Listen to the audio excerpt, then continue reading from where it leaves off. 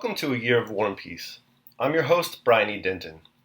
A Year of War and Peace is a daily, year-long, chapter-by-chapter reading of and meditation on Leo Tolstoy's epic novel, War and Peace. In these videos and podcasts, you'll be treated to a free reading of one chapter per day of the novel, plus a reflective essay I've written individually tailored to that day's chapter. These readings are offered for free, though if you'd like to support me, you can do so in one of three ways. First, you could purchase my ebook, A Year of War and Peace. It features the entire novel, plus all of my reflective essays, and it's only $2.99 on Amazon.com. You could also become a patron at patreon.com/BrianEDenton. If you sign up there, you'll receive a sonnet once a month, plus a link to an ebook of my collected sonnets. Finally, if you like, you can make a one-time donation to my PayPal account.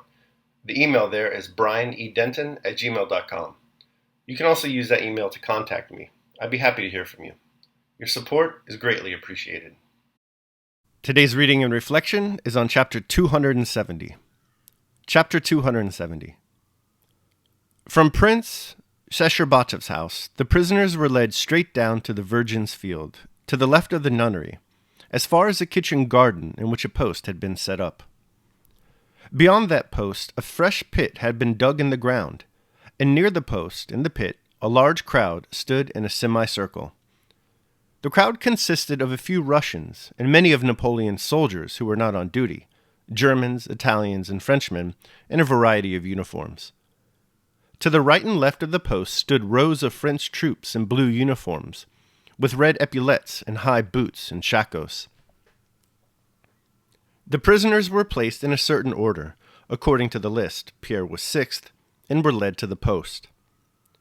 Several drums suddenly began to beat on both sides of them, and at that sound, Pierre felt as if part of his soul had been torn away.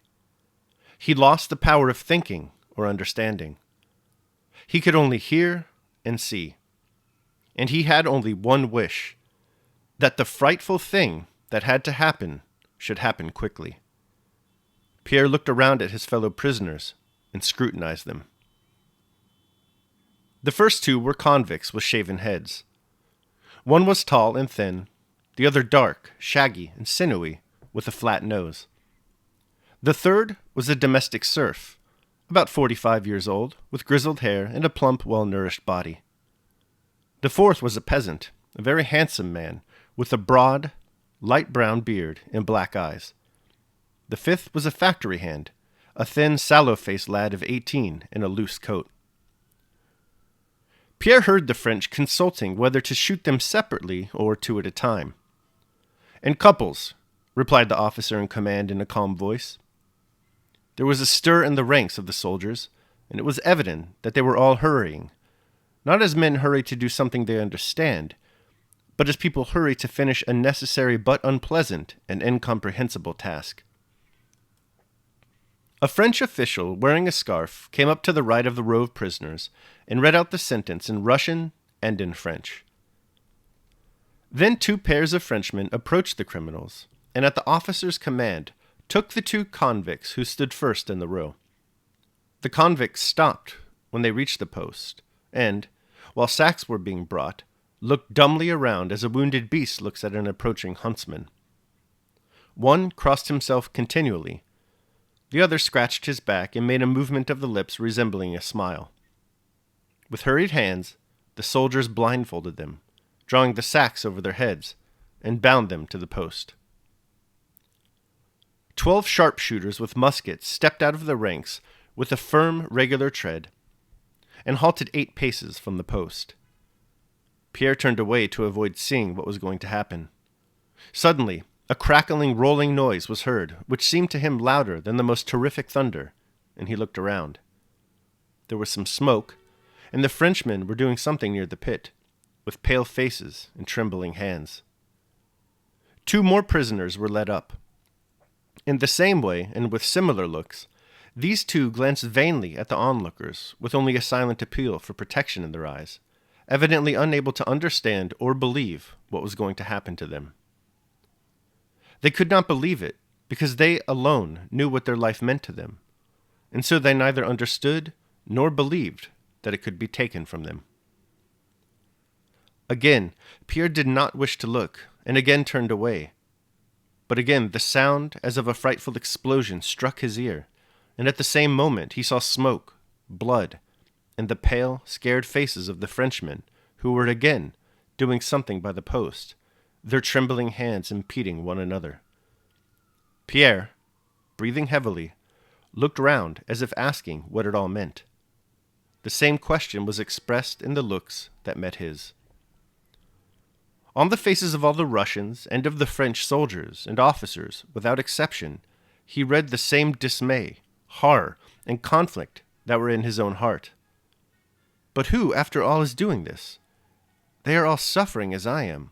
Who is it then? Who? Flashed for an instant through his mind. "Sharpshooters of the 86th, forward!" shouted someone. The fifth prisoner, the one next to Pierre, was led away, alone. Pierre did not understand that he was saved, that he and the rest had been brought there only to witness the execution. With ever-growing horror, and no sense of joy or relief, he gazed at what was taking place. The fifth man was the factory lad in the loose cloak. The moment they laid hands on him, he sprang aside in terror and clutched at Pierre. Pierre shuddered and shook himself free. The lad was unable to talk. They dragged him along, holding him up under the arms, and he screamed. When they got him to the post, he grew quiet, as if suddenly understanding something. Whether he understood that screaming was useless, or whether he thought it incredible that men should kill him, at any rate, he took his stand at the post, waiting to be blindfolded like the others, and like a wounded animal looked around him with glittering eyes. His curiosity and agitation, like that of the whole crowd, reached the highest pitch at this fifth murder. Like the others, this fifth man seemed calm. He wrapped his loose cloak closer and rubbed one bare foot with the other. When they began to blindfold him, he himself adjusted the knot which hurt the back of his head. Then, when they propped him against the blood-stained post, he leaned back, and, not being comfortable in that position, straightened himself, adjusted his feet, and leaned back again more comfortably. Pierre did not take his eyes from him, and did not miss his slightest movement. Probably a word of command was given, and was followed by the reports of 8 muskets. But try as he would, Pierre could not afterwards remember having heard the slightest sound of the shots. He only saw how the workman suddenly sank down on the cords that held him, how blood showed itself in 2 places, how the ropes slackened under the weight of the hanging body, and how the workman sat down, his head hanging unnaturally, and one leg bent under him. Pierre ran up to the post. No one hindered him. Pale, frightened people were doing something around the workman. The lower jaw of an old Frenchman with a thick mustache trembled as he untied the ropes. The body collapsed. The soldiers dragged it awkwardly from the post and began pushing it into the pit. They all plainly and certainly knew that they were criminals who must hide the traces of their guilt as quickly as possible.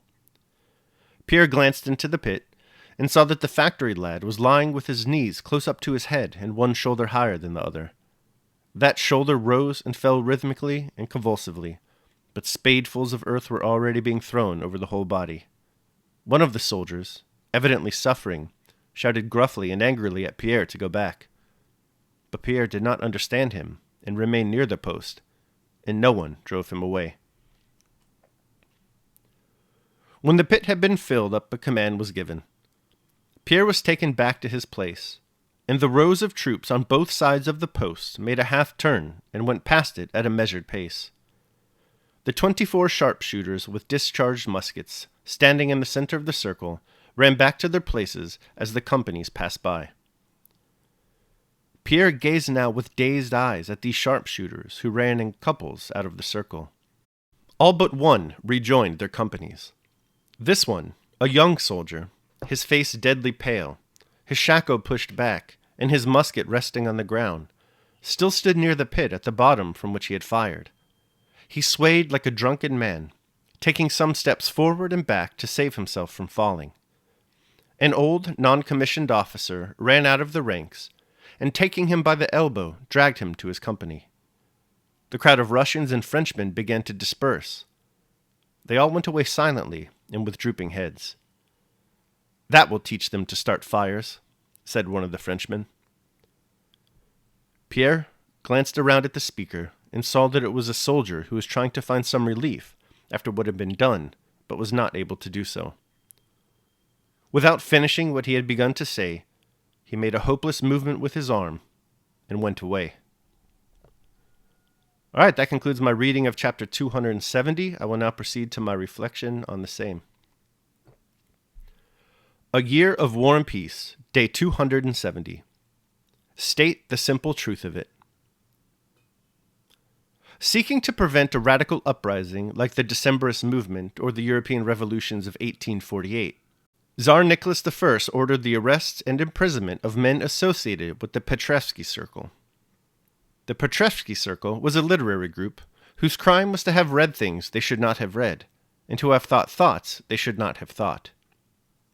Among their crime-thinking ranks was a 27-year-old writer named Fyodor Dostoevsky.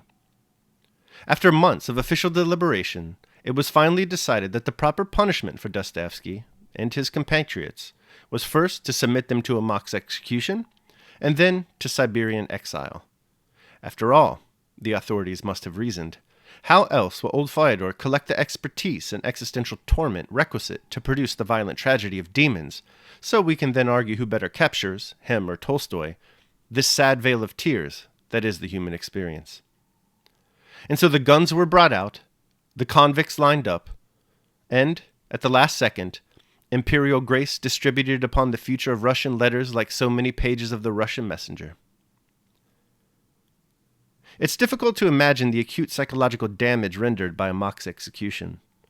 One could read all 5 volumes of Joseph Frank's biography of Dostoevsky to get an idea of how it affected his life.